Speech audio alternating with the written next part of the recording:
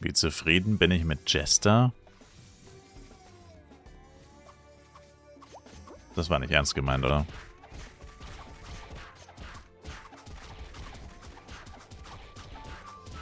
Jester ist genau das, was ich erwartet habe. Und das, was jeder gesagt hat. Ich selber ja auch. Sehr günstig, aber auch sehr schlecht. Ich meine, du bist eigentlich gefühlt mit Abstand der schlechteste.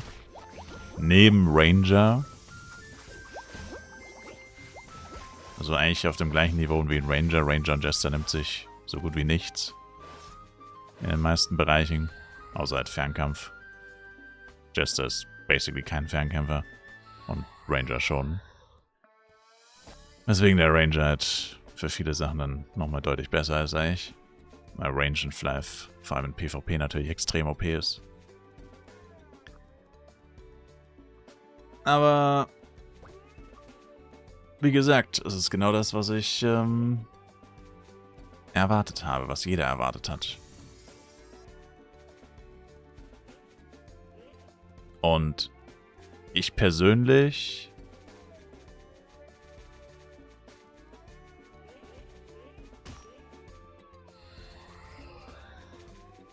würde sagen, es hat genau die Erwartungshaltung getroffen.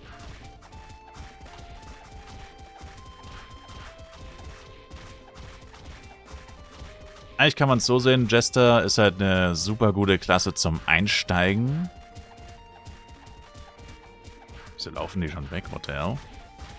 Der hat die doch gerade erst gepullt. What the fuck?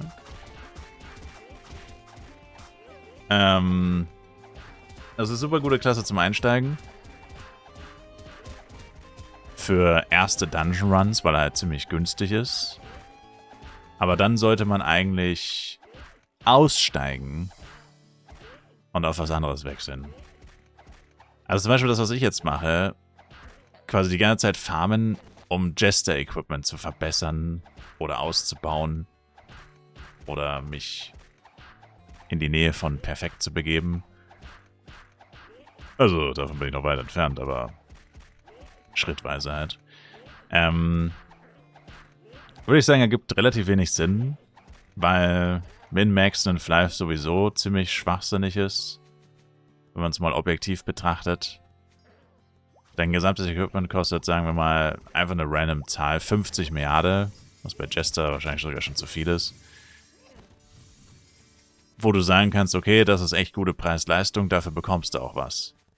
Und wenn du dann aber nochmal 50 Milliarden ausgibst, das Doppelte, erhöht sich dein Schaden vielleicht gerade mal noch so um 15 bis 20%. Aber du hast nochmal so viel ausgegeben, wie deine komplette Klasse kostet. Mit Endgame-Equipment halt nicht perfekt, sondern einfach nur normal. Und dieser Effekt ist immer der gleiche bei jeder Klasse, weil diese letzten Schritte, die kosten eigentlich bei jeder Klasse gleich viel. Die Anschaffungskosten, die sind drastisch unterschiedlich. Zum Beispiel Blade und Ranger, viel teurer als Jester in den Anschaffungskosten. Aber wenn du einmal dein Equipment hast, also diese 50 Milliarden, die ich gerade gesagt habe, alles, was danach kommt, ATK-Rune, Ultimate Schmuck plus 5 machen, Ultimate Bonus Reroll, Ultimate Base Reroll, gut, das war's eigentlich.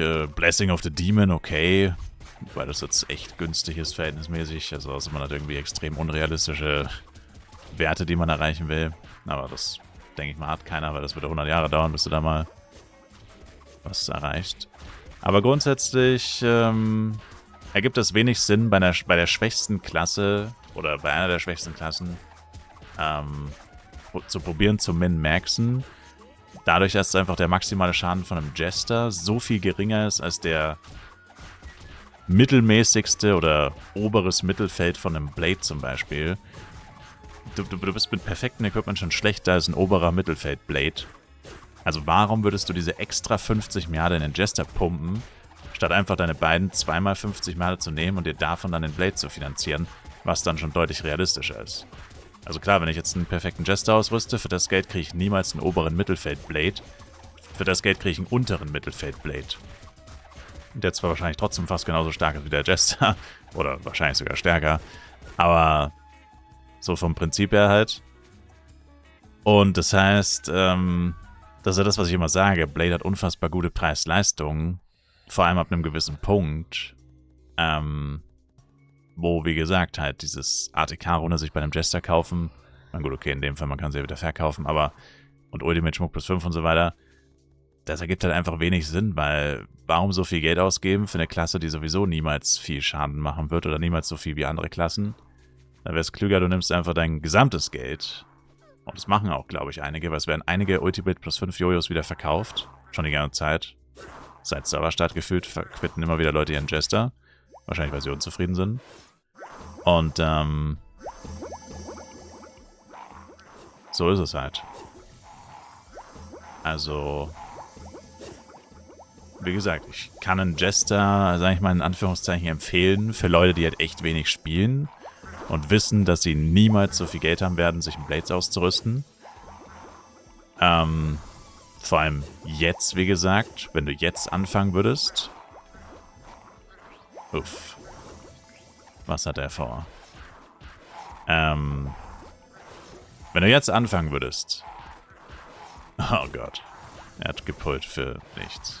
Wow. Wenn du jetzt anfangen würdest, perfekter Jester, oder nicht perfekt, aber Ultimate plus 5 Jester mit allem drum und dran, eben diese 50 mehr in Anführungszeichen, es wären nicht mal 50 Milliarden. Auf einem Server mit geisteskranker Inflation wären es nicht mal 50 Milliarden. Es wären wahrscheinlich gerade mal so Waffe unter 10, Set, keine Ahnung, ich glaube, die sind bei 5, 6 oder so. Man muss ja auch nicht plus 10 sein, je nachdem, welches Set du nimmst und pipapo. Aber alles in allem halt wirklich lächerlich wenig. Und das ist schon nice. Also, damit könntest du halt anfangen zu farmen. Kriton, Giants eher nicht, Giants vielleicht auf Boodeng. Kriton, Wilds und so weiter farmen. Aber dann dieses Geld, was du mit dem Jester verdienst, nicht in den Jester stecken, sondern eben dann lieber in eine andere Klasse, die sich auch lohnt, zu min-maxen oder einfach viel Geld reinzustecken, weil der prozentuale Anstieg des Schadens ist zwar auch nur das, was ich vorhin gesagt habe, 15 bis 20%, wenn du nochmal das Doppelte reinsteckst. Der Unterschied ist aber, wenn du beim Jester 500.000 DPS hast und du erhöhst deinen Schaden um 10 bis 20%, dann sind es halt 550 bis 600.000. Wenn du bei einem Blade aber 1 Million DPS hast und du erhöhst deinen Schaden um 10, 20%, dann sind es halt 100 bis 200.000. Das sind halt einfach ganz andere Werte. Ich meine, also das mit den Runen und so weiter, was ich gesagt habe, das lohnt sich so oder so nicht. Also ab einem gewissen Punkt lohnt es sich nicht mehr wirklich Kohle ins Equipment zu stecken, anhand von Preis-Leistung. Aber wenn man es halt machen will, weil man nichts anderes mehr machen kann, dann sollte man es natürlich möglichst bei der stärksten Klasse machen oder bei einer der stärksten Klassen und nicht bei einer der schwächsten Klassen. Darauf will ich quasi hinaus. Und das hast du beim Jester auf jeden Fall so, dass es sich halt definitiv nicht lohnt. Also man kann ihn als Sprungbrett benutzen, abwarten, farmen, günstig einen Endgame-Charakter ausrüsten, der alles solo machen kann. Und dann als zweiten Charakter mit dem Gate, das man im Jester farmt, halt dann in Anführungszeichen die richtige Klasse. Deswegen ist es auch so frustrierend, dass am Anfang trotzdem alles so teuer ist. Also ich weiß auch manchmal gar nicht, ob das wirklich auch nicht manipuliert ist. Ich weiß aber am Anfang, Hernes Jojo 30.000 F-Coin, 20.000 bis 30.000. Weiß ich gar nicht, wie das zustande kommt. Weil ich meine, man sieht es ja jetzt, ne? Die Jojos, also Hernes Jojo kostet 100 Mio, 150 Mio. Ich meine, die einzigen Waffen, die genauso wenig wert sind und noch weniger, sind die Neidwaffen. Das liegt halt einfach daran, dass er 4 Stück hat. Wo man sagen kann, okay, der hat einfach zu viele Waffen. Die können nicht alle was wert sein, ist ja logisch. Jester hat 2 und Knight hat doppelt so viele, ist bei jeder Klasse so. Also im Vergleich zu Knight und Blade. Aber vom Prinzip her ist es halt einfach lächerlich, dass die Waffen trotzdem am Anfang so teuer sind, wo du dich fragst, warum? Weil es gibt ja so wenige Jester, die wenigsten Leute spielen Jester und er macht so wenig Schaden. Natürlich 20.000 F-Coin versus 100.000, 140.000, weiß nicht, was extra Fallen am Anfang gekostet hat, wahrscheinlich über 100.000.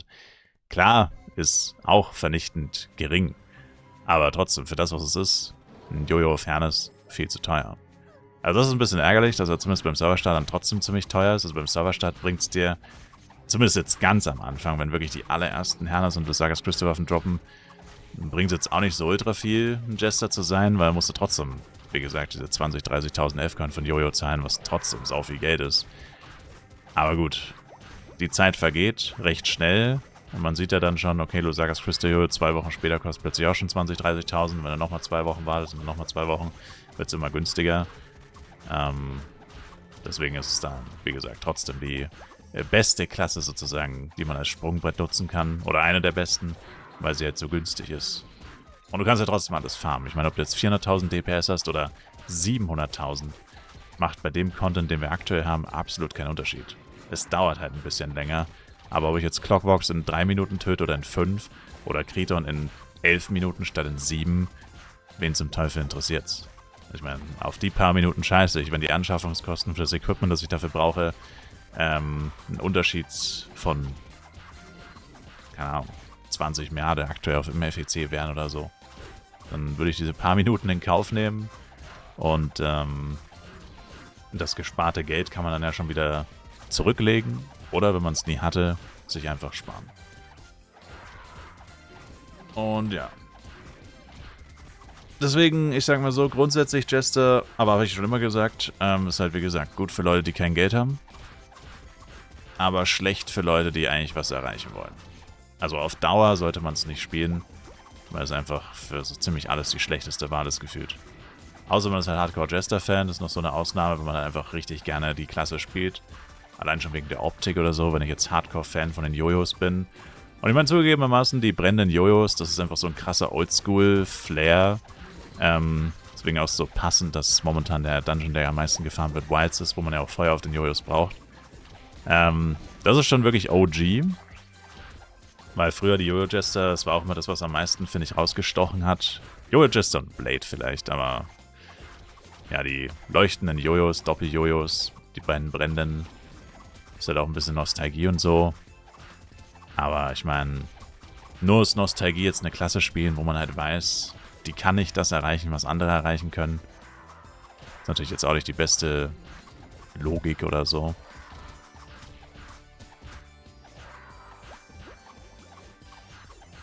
Aber auf der anderen Seite bereue ich es auch nicht, weil ich habe ja gesagt, es ist einfach ein Projekt, mal was anderes. Und ich denke, das haben wir erreicht. Mal was anderes zu sehen, zu spielen. Und am meisten beim Leveln hat mich eigentlich wie gesagt, das mit 1v1 gestört. Gar nicht mal der Jester selbst jetzt. Also ich finde, das Hauptproblem